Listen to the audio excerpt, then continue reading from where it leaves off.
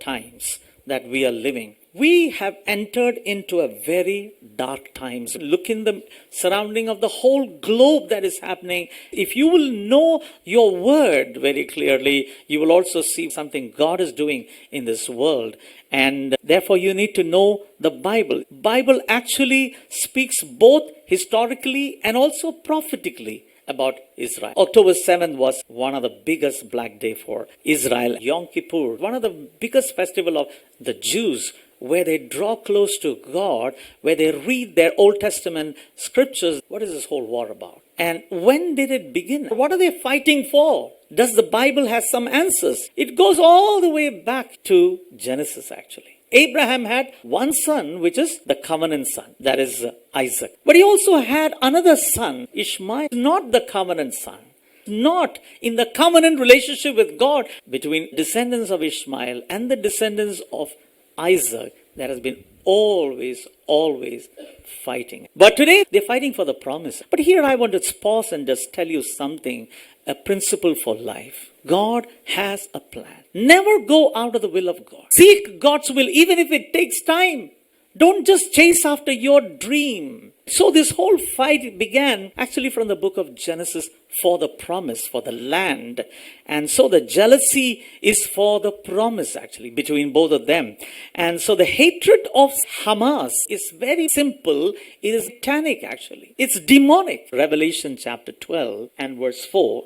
There are three characters here. Who are they? The dragon, the woman, and the child. Who is the dragon? The dragon is this Satan. The woman refers to Israel. Who is that child? It is Jesus Christ. The dragon, the Satan, is always after the seed of God or the children of God. Is actually, if you see in a larger canvas, in a larger context, is actually attack on what? On God's people. So it is not going to confine to just the Jews. It's going to spread. Genesis chapter 15 verses 18. From the river of Egypt, that is, and to the great river Euphrates, that is the land. 300,000 square miles were given originally by God to the people of Israel. Genesis 12:3. What did he say? I will bless those who bless you, and who dishonors you, I will curse. I will bless those who dishonor you, I will curse. This whole fight is for the land, from the sea to the river. So what happened to these people? Little history, 586 BC to 1948 AD. Almost 2,500 years they were not living in this land. These are the 10 empires or people who ruled this land. The Babylonians, the Persians, the Greeks, the Romans, the Byzantines, Arab Islamic empires, Catholic Crusaders, then Mamluks, Ottomans, and finally Britishers.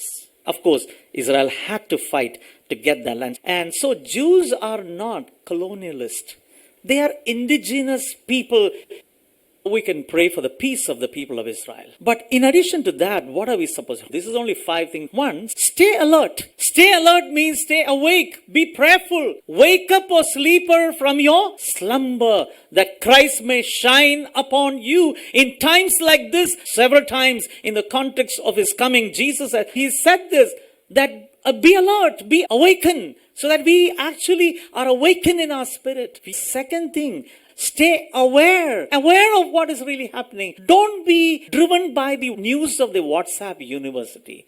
It is going to mislead you. Isaiah chapter 60, verse 4. Lift up your eyes all around. Be aware of what is happening. The third thing, stay strong in the faith. Luke chapter 18, verse 8. Even as you're alert, you're awakened in your spirit, but be strong in your faith. Because Satan prowls like a lion. He's just looking for opportunities in our life to destroy us completely.